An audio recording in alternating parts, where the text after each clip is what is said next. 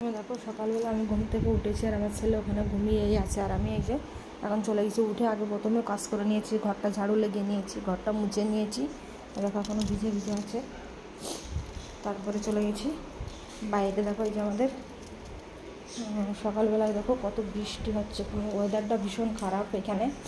আজ 3 মাস মতন হচ্ছে একভাবে বৃষ্টি হচ্ছে। ক্যারেনার ওয়েদার তো এরকমই থাকে সকল সময়। দেখেছো মানে এখনও ফিস ফিস করে বৃষ্টি হচ্ছে, চারিপাশ একদম ভিজে ভিজে ভিজে ভিজে। আর দিকে দেখো জল পড়ছে। আর এদিকে দেখো এই যে আমার কুত্তাটাকে, মানে আমার ঝিন্নি, দেখো এখানে ঘুমিয়েছি। ঝিন্নি এদিকে আয়, এদিকে আয়, come come come come come come. Second second second second second দেখো ও শুয়েছিল, ও উঠে গেছে এই যে। তারপরে যা চলে যা, সে থাক। এখন আমি যাচ্ছি রান্নাঘরে। দেখো আমার পিছন পিছন ও চলে আসছে এই যে। দেখো রান্নাঘরে এসে আগেই ঘরটা মুছে দিয়ে গেছি, ভাত বসিয়ে দিয়ে গেছি এখানে। আর এইখানে জলটা গরম করে দিয়ে দিয়েছি, যে জলটা গরম হয়ে গেছে। আর এইখানে দেখো দুধ গরম করে নিয়েছি।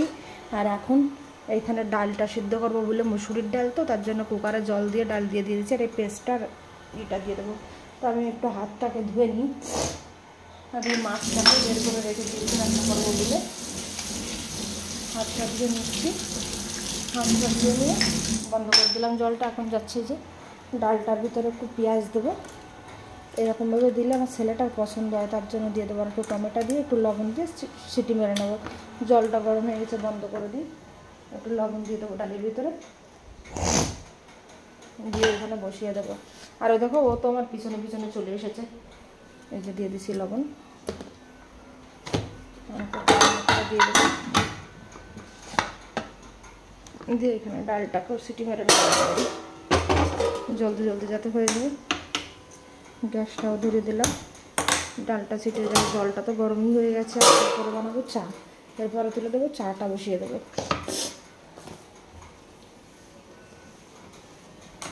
জলটাকে নামিয়ে নিই।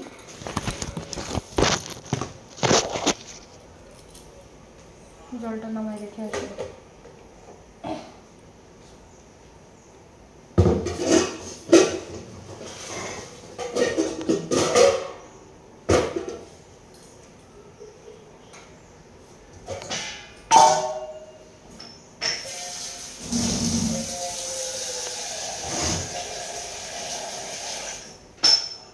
আমি একটা গ্রিন টি বানিয়ে খেয়ে নেবো, তার জন্য গ্রিন টির জন্য একটু জল বসিয়ে দেবো।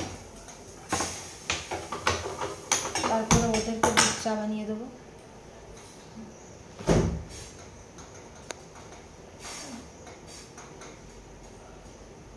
গ্রিন টির ভিতরে দিয়ে দেবো একটু লেবুর রস, যে লেবু দিয়ে দিচ্ছি। আর একটু আদা দেবো। গ্রিন টিটা দিয়ে দিই।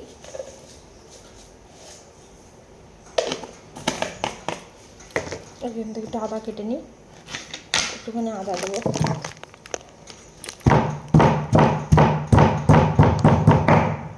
আদাটাকে একটু থেতো করে এই দিয়ে দিচ্ছি গ্রিন টির ভিতরে। এখন গ্রিন টিটা হোক, জাল হোক, তারপর বন্ধ করে দেবো। আর এইখানে আমি এই ব্লগটাকে শেষ করে দিচ্ছি।